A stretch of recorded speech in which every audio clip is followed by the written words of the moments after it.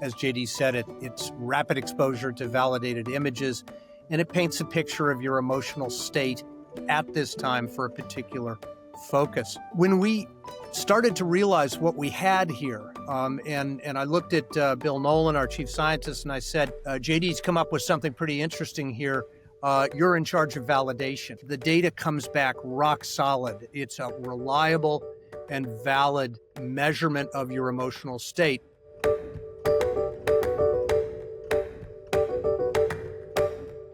Hello, welcome to EdTech Leaders. Today, we have John Penrose, CEO and founder of Leading Indicator Systems, along with JD Pincus. JD Pincus is the Chief Innovation Officer of Leading Indicator Systems and AgileBrain. So I'm going to give you a challenge because I'm always asking what the company does, and so I'm going to make it a little harder for you. In one sentence, what does your company do? Well, I guess I'd use our mission statement then. We help humans value emotions to drive positive change. Great. Okay. So now you can explain a little further. What does that mean? And what is AgileBrain? Yeah. And did AgileBrain come out of Leading Indicator Systems? What's the relationship? Yeah, so Leading Indicator Systems is a 25-year-old company focused in human capital assessment and insight, so a research company. I had worked for the company early in its existence and went off to do some other things. I was called back to the company when the founder passed away, and stepped in to run the company in late 2019. My first call was to JD, who I had worked with previously, and then really we'd talked many times about working together at some point again, and this seemed like the moment. So JD joined us in January of 2020, and our goal was to really do really good research around human capital, around people, and what explained people's behaviors. And then a funny thing happened, COVID. And I looked at JD and Dr. Bill Nolan, our chief scientist, and I said, most of our research work just dried up because people weren't doing research in that moment. They were focused on keeping people safe. So I looked at JD and Bill and said, well, we've got a forced sabbatical, and this seems like a moment. What can we do to rise to this occasion? And JD came back very quickly with a concept that completely changed our trajectory and even changed our name. We now go to business as AgileBrain, the product of JD's innovation, even though our legal name is Leading Indicator Systems. And so in the short span of a few months, JD really envisioned a whole new way of measuring human behavior. And I'll let JD go into more depth on that. But that has been our laser focus since the development of the AgileBrain technology. And we're really starting to get some traction in different markets, particularly around student well-being, which is, as you know, Oliver, has been a really raw subject for the last 5 years since COVID. Cool. The JD by coincidence, or maybe not coincidence, worked with your father or edited a documentary that he was one of the main experts interviewed for about the science of serial killers and specifically his research around psychopathy. Yeah. And so you grew up with mental health as being, I presume, discussed and neuroscience being part of your life as a child. Yeah, I actually consider my father's work. I think he's one of the first affective neuroscientists because he's the guy who literally wrote the book Behavioral Neurology. It wasn't a field, until he and Gary Tucker, also at Dartmouth, kind of pooled their thoughts and realized that a lot of the stuff that they were seeing in psychiatry and neurology could be traced to abnormalities in the brain. And he sort of fell into the whole violence thing because he was brought in as a neurologist to consult on a couple of interesting cases of, sort of juvenile delinquent types who, had no previous, records, there was no sort of reason for them to do what they did. And what they did was very violent, and found that there were, legitimate like neurological abnormalities in those kids, and went on to study that more deeply. And he worked with Laura Dorothy Lewis, who's also become sort of famous for that stuff. And now there's a HBO documentary, and there's a play called Frozen, and it has nothing to do with the Disney Frozen. I certainly hope no parents will bring their kids to see this Frozen. The Frozen in that title refers to the fact that, by having these experiences on this brain damage, these people are sort of frozen in place and cannot, sort of move out of that. So anyway, a little detour, but yeah, happy to be talking to somebody who worked on something with my dad. Yeah, cool. So how does that lead to, let's talk about AgileBrain and how that, came to be, and what is it? Yeah. So interestingly, I'm sure it was the fact that my mother was a psychiatric social worker too, and they actually met on a patient at Columbia. So we kind of had it on both sides. And her dad was one of the first neurosurgeons in the United States. Oh, wow. So we really can't get away from it. But I couldn't get it out of my head that sort of the brain and emotions and motivations really mattered a lot, because that seemed to matter a lot in both of their work. And when I got to grad school, it seemed like everything was about what we're thinking about right now. It was very sort of the height of the cognitive revolution, sort of a computer metaphor for how we think and process information. And emotions were sort of treated as almost a nuisance factor that had nothing to do with it, and just, is a thing that we'd do better off without. It wasn't long after that Antonio Damasio did all his work, published his books. MRI was developed, fMRI. You had behavioral economics come on the scene. Daniel Kahneman got the Nobel Prize for demonstrating over and over again that we make decisions in a sort of predictably irrational way, and that, you could, at a flick of a switch, turn on emotions that would drive people's behavior. There was a famous study that Damasio talks about, where a guy, Yves Aguirre, I think was the neurologist, where they would just like basically throw on the switch to activate a part of the person's brain, and suddenly they became depressed, so depressed they didn't want to live. And they could tell you reasons why their life was so miserable, and they'd flick the switch off and it would go away like that. And I think those kinds of demonstrations really reinforce the idea that emotion is primary. We are emotional beings. The concept that, whether or not animals have feelings, I find, so completely ridiculous of a question as to be laughable. Of course they have feelings. We are based on them. We evolved from them. They're emotional beings. Anybody who has a dog or a cat knows, how emotional they can be. They survive on emotion. We do too. But we have this sort of, thing built on top of that we're very proud of, that we can use language and analytic thought and do math, but that's not what makes us, who we are. It's the emotional systems that are kind of driving all of that. So how do you measure that? So that was the challenge. I studied, actually back in the grad school, I didn't even do my research in the psych building because they had no facilities for what I wanted to do. I had to go to a different department that had like psychophysiological equipment where we could measure people's, facial expressions and skin conductance and what I considered to be sort of real science, whereas everyone back in the psych department was doing paper and pencil surveys.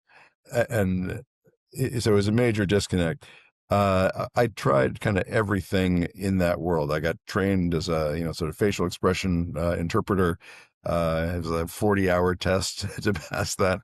I learned about, psychophysiological measurement. I did, skin conductance studies. I did even an fMRI study.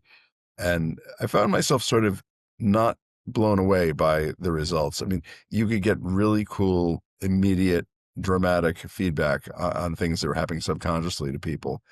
So if I show you a video of a person walking on the edge of a building, and I put EDA, electrodermal activity monitor on you, as soon as that person steps off the ledge, you're going to have a huge spike, because it's just inherently dangerous, right? You don't want to see this person plummet to their death. But that in the moment, sort of second by second, moment by moment readout of emotions, I found far less interesting than the question of why. Like, what is it in your life that triggers emotions? What is it that you're striving for that either you're getting close to attaining and is basically releasing dopamine, and that, okay, I'm getting close to that reward. What is that reward? Why does it matter to you? Or the thing that was a huge frustration and disappointment that's kind of, knocked you back on your heels. What is that? What's the context? How can we describe that? And to get at that, we really had to go into the world of motivation theory. So it's emotion and motivation are very closely linked concepts, but they are different. So motivation is, what are the emotional needs that you have? And of course, we had Maslow's hierarchy of needs. You had the sort of, safety needs and the need to belong, the need for esteem, the need for self-actualization. But he was just one of many voices. You had David McClelland had the need for achievement, the need for affiliation, the need for power.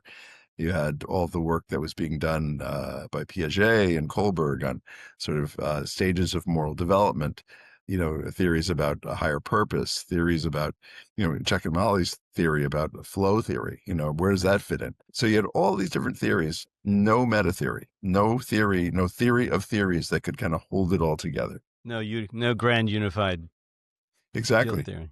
Right. This is the unified field theory of human motivation, basically. So the insight was that motivation is all about change, right? You want to change from one circumstance to another, it's a sort of state of deprivation to a state of fulfillment. And there's really two questions. The first is, where do I want to make that change? And there's a couple of different, four different answers to that question. I can make the change within myself, or I can make the change in the world of my relationships with other people.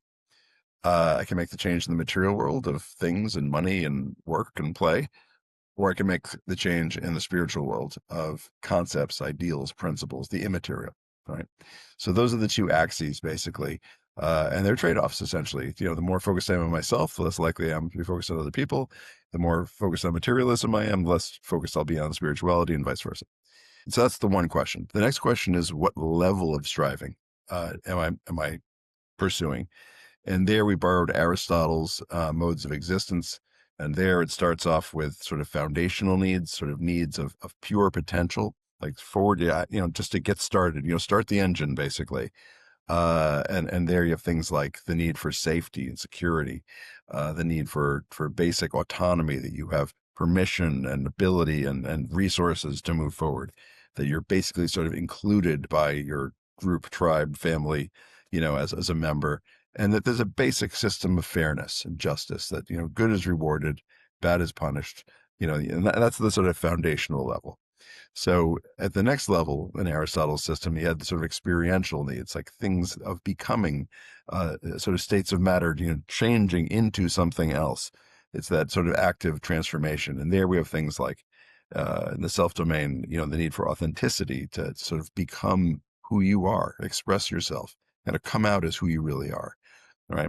That's where Erickson did a lot of his work. Chuck Molly's flow theory lives there in the material domain. Sort of, if we got autonomy, but now I want to actually do something with it. I want to become immersed in the moment. I'm included now in the social domain, but now I want to do something with that. And that's where caring happens, begin to have this sort of more active give and take relationships with people. And in the spiritual domain, you've got a sort of foundation of justice and fairness. And on top of that, we build this concept of ethics, or sort of doing the right thing, avoiding wrongdoing, kind of limiting self-interest. Then you get up to the top level, the aspirational. And in the self, it's all about self-actualization. We call it potential, sort of pursuing your full potential. In the material domain, it's, I've got autonomy. Now I've achieved immersion, in the moment, flow. Now I'm going to achieve material success. In the social domain, it begins with inclusion. Then we had caring, and now it's sort of recognition, a kind of validation, respect, affirmation, that you've been a good social actor. And then in the spiritual domain, you've got your justice. On top of that, you've got ethics. And on top of that, we have a higher purpose, a sort of transcendent higher purpose. And I like to point out, because people always ask me, so why is it, can I have a higher purpose even if I don't care about justice and ethics? The answer is no, you cannot have a higher purpose if you don't care about justice and ethics. And for evidence of that, I point to basically every philosopher and theologian ever, from Buddha to Jesus to Maimonides, Thomas Aquinas, Martin Luther King Jr. The point that they all come back to over and over again, and I think Jonathan Edwards may have said it best. It was sort of the first Great Awakening guy who kind of kicked things off in the United States in Northampton. He said that the only way to judge if a sort of spiritual awakening is legit is if it shows up in better conduct in terms of justice and ethics. So basically, if you don't have justice and ethics nailed, God's not interested in hearing about, what you think is your special mission. So it's sort of like the ground rules are very clear. So that's basically the model. So it's a sort of 3x4 matrix. The thing that's been really super cool is we identified all of the little mini theories in psychology of motivation. There's more than 100 of them. Every single one of them fits into one of these, the buckets, and there's nothing left over. So there we have it. And in the matrix, can you map this to the brain? Can you map like certain motivations in certain parts of the brain? Let's say spiritual desire versus material, or Yeah, and of course it's not like the old phrenologists, would have like a picture of the brain and like love that goes here and hate goes there. It's not like that. But there are lots of clues that there is a almost one-to-one correspondence in the brain with these kinds of things. You've got the dopamine reward system, that sort of has to do with it's being sort of incentivized to go after something, and the sort of prospect of getting it that sort of drives you forward. You see that in the brain in a lot of Richard Davidson's work, where he looked at EEG asymmetry across the brain and found that if you had greater left hemisphere activation relative to right, that was associated with approach motivation, that I want more of the good. And if it was the opposite, more on the right and less on the left, that was associated with avoidance motivation. Sort of, I want to stay away. I want less of the bad, right? And that's a critical dimension in our model, in our theory, that every single one of those 12 cells has a promotion face. I want more of the good, and a prevention face. I want less of the bad. So I can want more success, or I can want less failure. It's the same need. It's just different faces of different sides of the coin.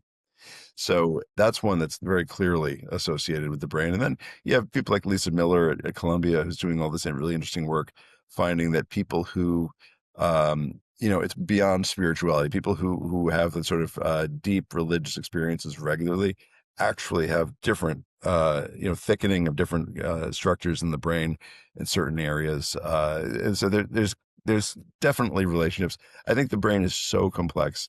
It's going to be, it's going to require some sort of, breakthrough to really untangle these kinds of networks. But the correspondences are there.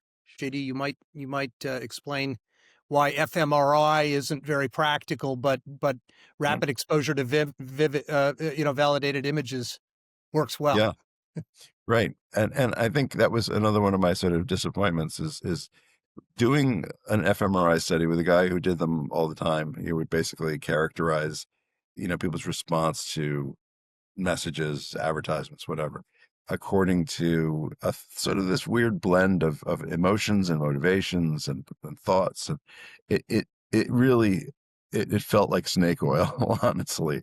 It felt like, how can you say that this is, well, these are feelings of compassion? It could be because we see these voxels in the brain light up. It's like, well, it's not that simple. It really isn't. And it's like, I really wanted something that could get to the why. And I feel like the only way to get to the why is you have to have some kind of interaction with the person, because you need to have something about context. I think a lot of this kind of research really suffers from a lack of context. They say, happy, good, sad, bad. And I remember that was a big insight the guys at MIT in the Media Lab had, that they would use facial coding in a lot of UX testing. And what they discovered was that people smile when they're frustrated. So if you're having a really terrible UX experience, there would be a lot of smiling, but that was a smile of frustration. It's a social communication. It's not a reliable indicator of how you're feeling. So that's why we went with the sort of neuroscience based rapid exposure to images. It's based on some Damasio work that showed that within 200 milliseconds, you can recognize that you're seeing something. Just after that, you have an emotional response that's launched. And then at about a full second is your brain's first chance to sort of think about it and kind of reprocess and try to control your response. So what we've done basically is removed the ability to think, and made it such that all you have time to do is react and press a button. If it's a hit, and if it's a miss, it just goes by. So it's a very simple response format, and because it's rapid exposure, it goes by really quickly. We do the whole thing in 3 minutes. It also can be done on your phone or your tablet or your computer or whatever. So it's sort of available everywhere. And for all of those folks out there who are struggling with, the emotional well-being crisis in schools and in hospitals and everywhere else, having something that can be done in 3 minutes that's nonverbal and sort of not culturally biased is a pretty wonderful tool. But basically, you see images flash by very quickly. They're going by so quickly that you can emotionally respond to them, but can't consciously or intellectually respond to them. Right.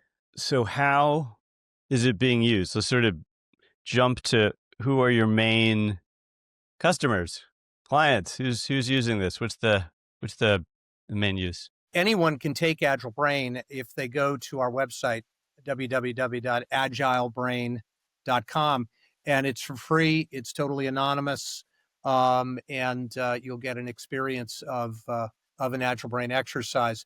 As JD said, it's rapid exposure to validated images, and it paints a picture of your emotional state at this time for a particular focus.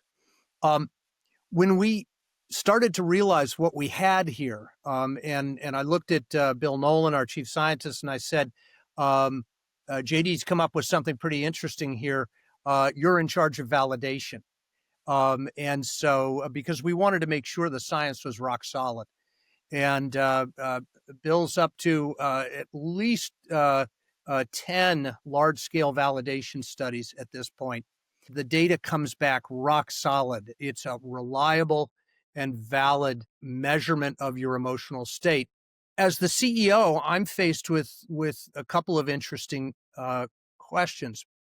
One is, when you have the ability to measure people's emotional state, you have the opportunity to make a lot of money because emotions are important stuff. And as JD said, they drive a lot of behavior. You also have an obligation to do good.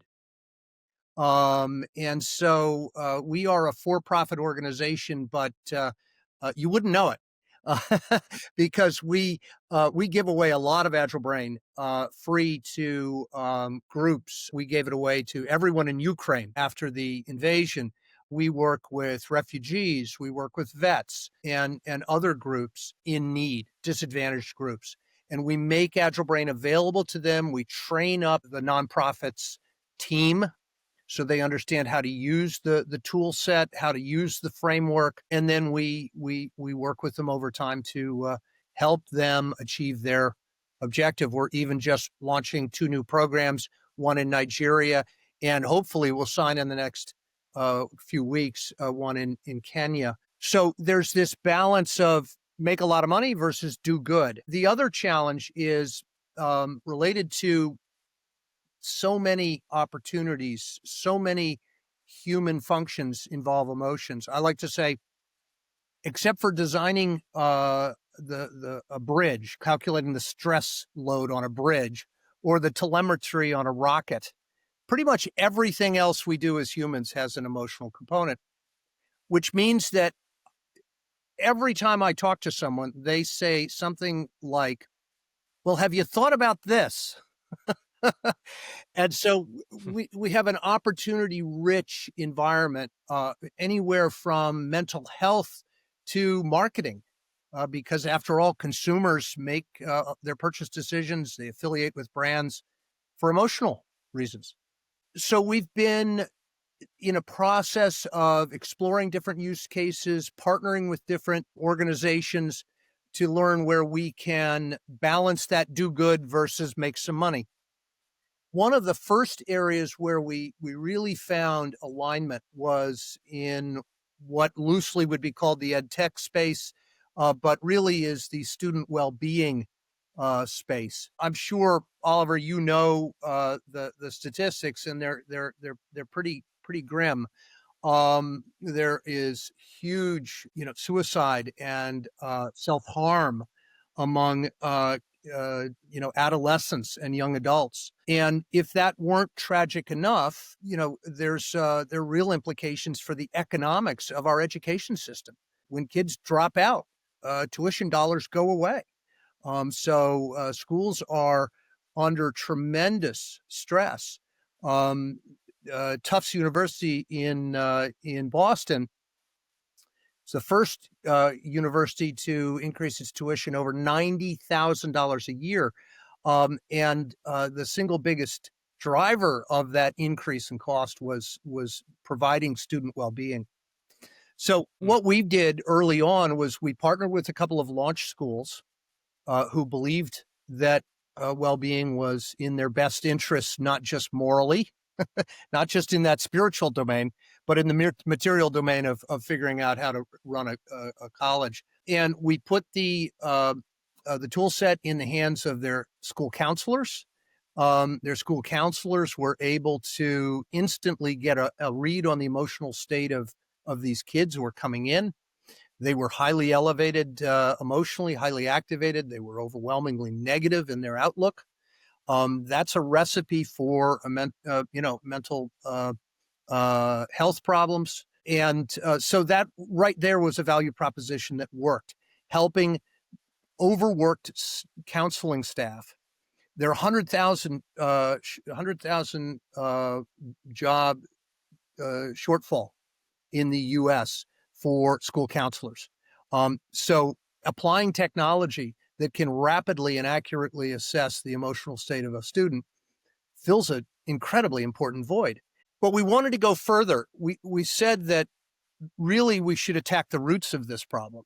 And the roots of this problem happen long before a student shows up in the mental health counseling space, right? So if we can get the tools in the hands of students so that, they can pick up their phone, scan a QR code or download an app, and in 3 minutes with their thumbs do something they're very used to doing, which is equivalent to a game, selecting images, get instant feedback, and have an interface to a chatbot informed by their emotional state, we can start to do something really interesting. We can build their emotional awareness. And we know from a phenomenon called affect labeling, it's been well studied. JD can go into the details much better than I can.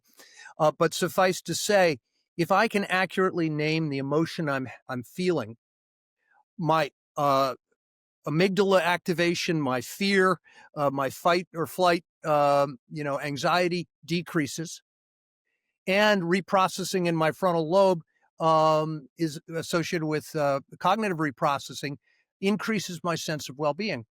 And what's really interesting is this phenomenon is immediate and it's incremental. So the more I can do this over time, the more awareness I build and the more comfort I build with my emotional state. So if that works over time, we're going to avoid the crisis altogether. We're going to reduce the incidence of students ending up in a crisis state with a counselor. And so we do that. We license the technology and we deploy it in 3 ways with schools. One is what we call the campus-wide experience. So all students have access at any time to take an assessment, to interact with their results with the chatbot. They get alerts if their emotional state is activated. And we literally are seeing students say, yeah, I'd like to talk to somebody. So that's the campus-wide solution. We do two other things. One, we have a counselor solution. So the counselors have access to that information. They can call it up. They're prepared to work with that student if that student has revealed themselves. But the third thing is we're able to create, really a dashboard for the administrators in the school to see the overall well-being, the trends over time, the patterns across groups, so that the administrators can start to say, wow, what's going on with sophomore women? Or what's going on with people in the engineering track? Or what's going on with kids with Pell Grants? And specifically, what of those 12 emotional need areas are lit up? Because now, getting to JD's point about the why, we can see that they're activated, let's say, on authenticity, or maybe they're activated on purpose. Well, now we can start to develop content and tailor that content to help them understand what authenticity means and how we can move towards people feeling less pressure to conform, less pressure to sublimate their identities, more more working through what purpose means in their life. So it's super exciting stuff, and we're doing it in colleges. We're doing it in high schools. We've launched a program. I mentioned Ukraine. All the high school students in the city of Kiev go through AgileBrain, and we're taking that data and providing it to the unified school system in Kiev to help them understand the mental state of their students. And several other projects which we're going to be announcing very soon, which are really exciting. That's so great. And obviously, presumably, the mental health professionals at these colleges and have access to the dashboard. And if an individual reaches out, then a counselor can talk to them and get more context. Correct. If you have data on all of the students, how do you get the context? Yeah. So first of all, when you learn a lot as a startup. When we first launched the program, the schools really wanted to know who the kids were. And so they asked us to make every kid register, identify themselves. And this is happening on a lot of campuses. They're really hypersensitive to risks of suicide or self-harm. They want to intervene. They have fast reaction teams on campuses. But what we found is that when we were able to get them to provide an anonymous option, engagement jumped significantly. More of the kids were willing to engage with the process and get feedback. And a bunch of those kids, when they did it again, would register.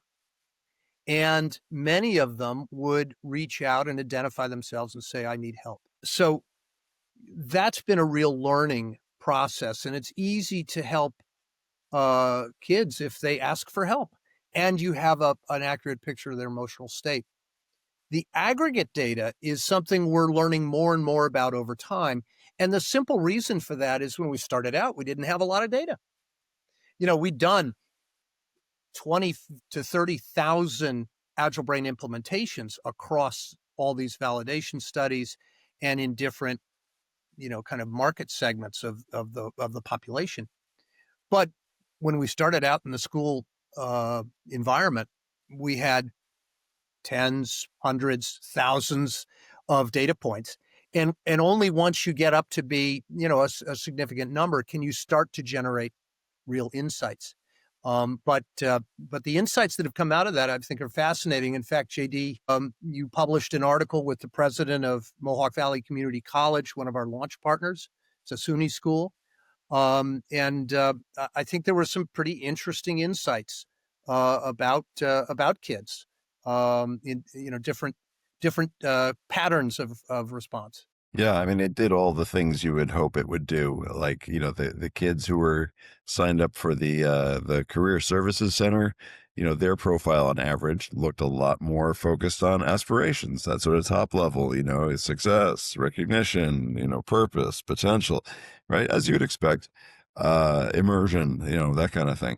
Whereas kids who were, sort of given this at the mental health counseling were a lot more, a lot more negative and a lot more likely to be down in the foundational experiential levels. So questions of feeling unsafe, feeling, disempowered, feeling excluded, feeling, treated unfairly. So it worked. It worked really beautifully. And then we've taken it and done this in large scale studies where we simultaneously collect a whole variety of standardized clinical measures so that we can compare them right to each other. And what we found is things like the PHQ-9, which is the standard thing you get at the doctor's office, to make sure it's sort of their screening tool for depression. The GAD-7 is the same thing for anxiety. There's the UCLA loneliness scale. There's trauma scales. There's, stress and how adaptive or maladaptive are your coping strategies. We've put all of those side by side with AgileBrain, and in every case, it predicts it beautifully. So it does that without asking any of those uncomfortable questions about any of those subjects. But it is giving us a really great, highly predictive measure of global emotional well-being. And I'd Cool. ask, I'd Yeah. give you one practical example of this. Because JD's developed this 12 cell framework, which, by the way, I don't remember learning that in school. Do you? Uh, No, I didn't. Imagine if we all imagine if we all in high school had been taught that there was this thing about it called emotions, and they were, four domains, three levels, and they had labels, and we could talk to each other about them. I mean, the process of school, when you think about it, is the process of driving emotions out of the way. We're going to teach you how to think, rationally and problem solve, but don't talk about emotions. And a perfect example is when we looked at the data for loneliness. The Surgeon General had declared loneliness to be an epidemic, the equivalent of, I think, what was it, 15 cigarettes, a day or something. I mean, some crazy number. And literally, one of the lead articles there from one of the lead loneliness researchers said, we don't really know why. Well, it turns out we did because we looked at AgileBrain profiles for thousands of respondents, and we had the UCLA loneliness scale as well. And it turned out that the people that were the most lonely were not lacking in inclusion. So remember that social domain, my emotions about the groups I'm a member of, my family, my friends, my congregation. They weren't overactivated around feelings of being wanting more inclusion or wanting less exclusion, right? It's loneliness. It should be, right? It should be about that. Right. It wasn't. Yeah. It was about authenticity. It was people feeling unsafe, safety, and feeling inauthentic. And so it was all about the self. And when you JD, I think Bill Wow. described this as he said, these are people who aren't lonely because they lack social connection. They're lonely because they're not comfortable with themselves. Hmm. And that's tragic. I mean, that really is tragic. And so if your simplistic solution for loneliness is to say, let's hold a mixer, right? Let's get these lonely people together and so they won't be lonely anymore. It's the equivalent of throwing them into the deep end of the pool. They will literally Hmm. drown because it's not about inclusion. It's about their own profound absence of identity. And so understanding the underlying whys, what JD brilliantly has done and Bill has validated and all 12 peer-reviewed articles now in leading psychology journals, and JD's book that just came out, point at the why that explain where you need to intervene And that's why as we get more of the data and these dashboards for the administrators and the well-being leaders on campus, they can now point towards the right problem to address. So I get a little emotional about this because it is emotional stuff. But we're saving lives, and it's all because of my brilliance. Uh, I hired JD. It's amazing. I mean, I think 2022, I looked up before, there were 2,077 young adults aged just 18 and 19 who died from gun-related deaths in the U.S. alone, not counting the emotional, anxiety and loneliness and all of the other issues, but just deaths. I mean, many of those from suicide. And you are preventing. I mean, you don't know exactly how many deaths don't happen when you improve someone's situation and make them feel better. But we could go on and on just about the science and psychology. It would be fascinating. But for the moment, let's transition to money, just so we can see that side of it. So many of the, I mean, the schools, you probably have a combination, right? Some you're giving away, and some you've been charging, and then you have potential for other uses of this. So where does marketing so far fit in? You obviously have a big part of your company over these years has been product development, outreach, and calling and speaking to people. And have you been, or what stage do you do other kinds of marketing and begin to branch out? I mean, what does that look like? Let me just first caveat this conversation by when you operate in this domain, you have to be careful, right? We don't make any claim to diagnose a mental disorder. We don't recommend any clinical treatment for an individual. We are not an FDA approved device. We are what they would technically call subclinical.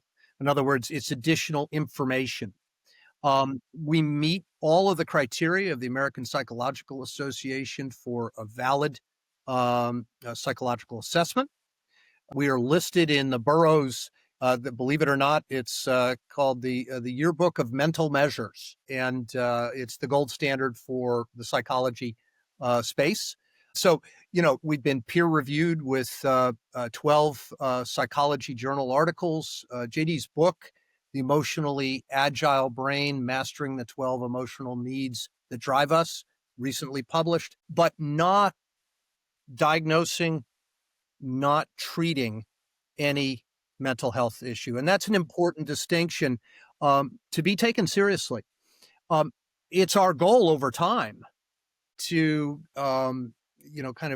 address an FDA pathway, but we operate very much on the other side of that very strict divide. So it's important to, when you think about marketing, there's a legal regulatory issue that we want to be very careful about.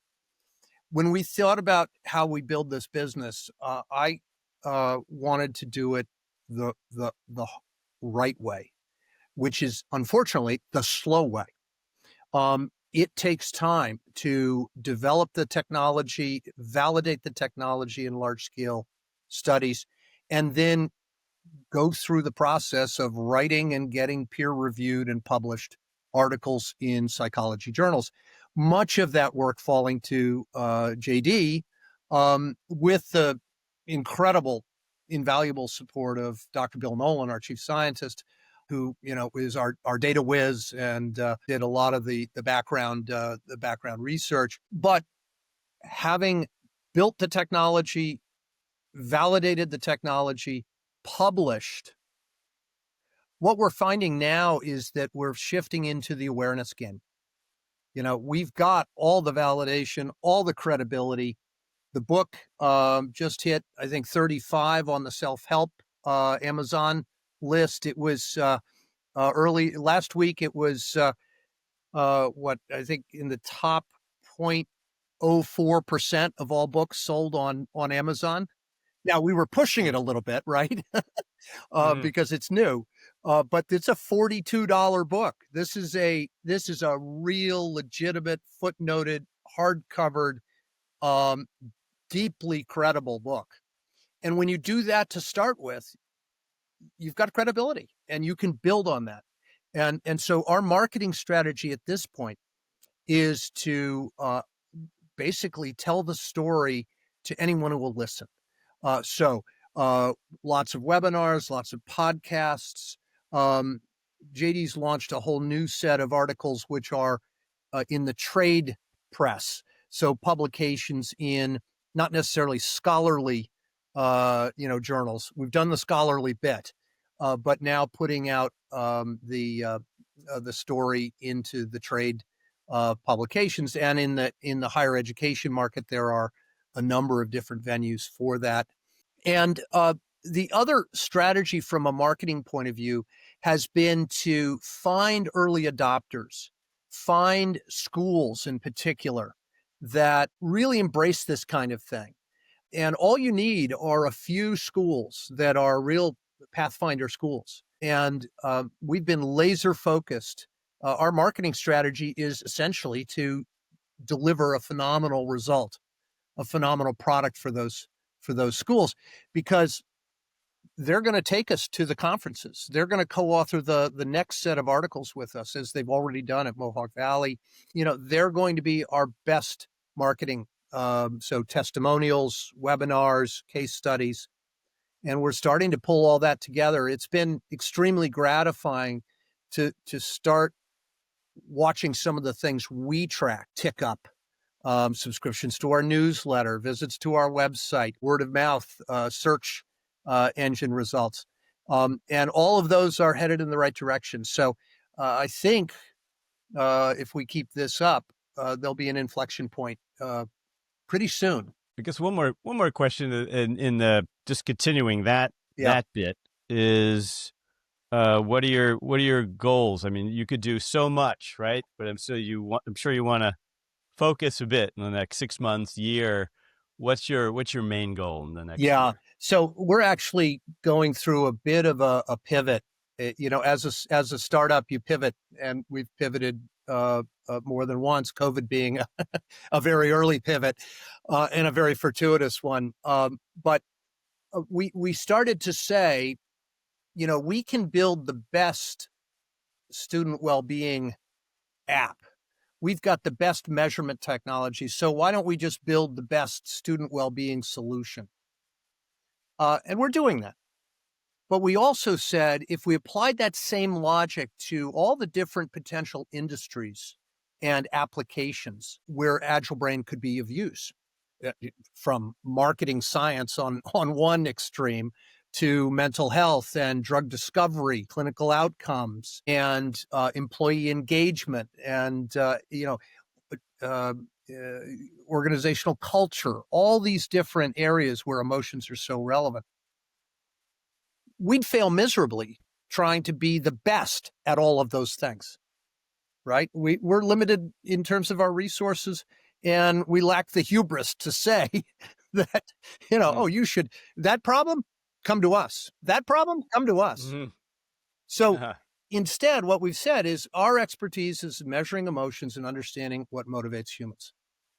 And that'll keep us busy for a long time. I think JD's got no lack of research he wants to do, papers he wants to write. So what we're doing is really pivoting towards a hub and spoke model. At the hub, we are emotions and motivations, and that's it. And we expose our APIs, application protocol interfaces, to allow anyone to link into us. So we don't have to be the winner or even pick the winner in these different market spaces. We just have to be really easy to integrate with and really valuable in terms of measuring human emotions. And then we can partner with anyone, and we're already partnering with student well-being.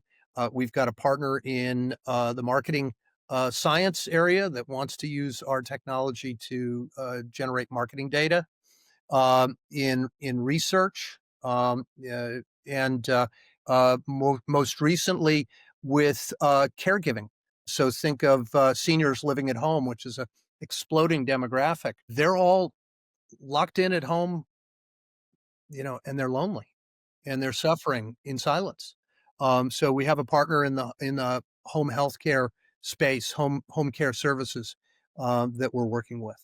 So that's kind of our next step, and hopefully we'll be able to charge a fraction of a penny per assessment and do billions of assessments, because this is technology we want to have in the hands of every human. Every human has the same emotional framework. JD's framework works, in Brooklyn. It works in Boston. It works in Bangkok, and Kiev, as we found out. So if we can make that available very cost effectively to as many people as possible, we'll figure out how to make a couple of bucks. That sounds great. Thank you so much, John, JD, for joining us and taking the time to be on the podcast. Our pleasure. Thank you very much. And thanks for having us. Yeah. And for AgileBrain, the website is AgileBrain.com. AgileBrain.com. Yep. Buy an assessment, Great. reach out. Right. Would love to talk to you. Cool. Thank you so much. All right, cool.